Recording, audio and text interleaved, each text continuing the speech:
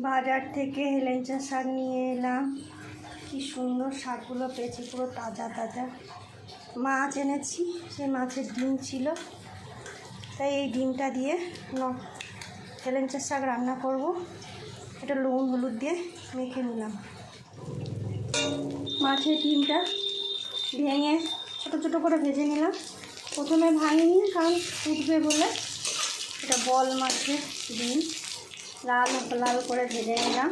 এবার তুলে নেব।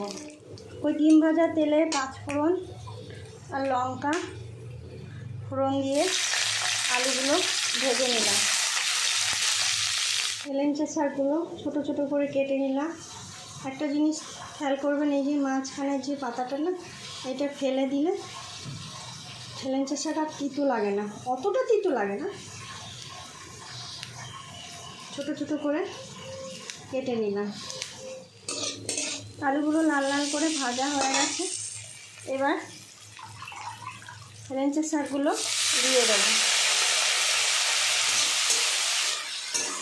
একটু ভেজে জল দিয়ে দেবো।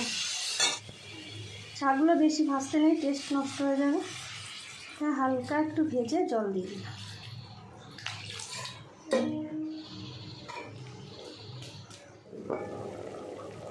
হয়ে এসছে প্রায়।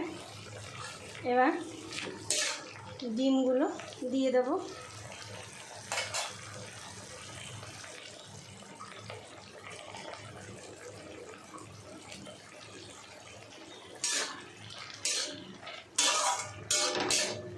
একটু ঢাকা দিয়ে নামিয়ে দিল, কারণ ডিমটার ভিতরে ঝোলটা ঢুকবে। হয়ে এসছে, এবার নামিয়ে দেবো। দেখুন কি সুন্দর হেলেঞ্চা শাক দিয়ে ডিম রান্না করেছি, মাছের ডিম। আপনাদের যদি ভালো লেগে থাকে তাহলে লাইক করবেন, বাড়িতে করে খাবেন, কমেন্টে জানাবেন কেমন আছে, শেয়ার করবে।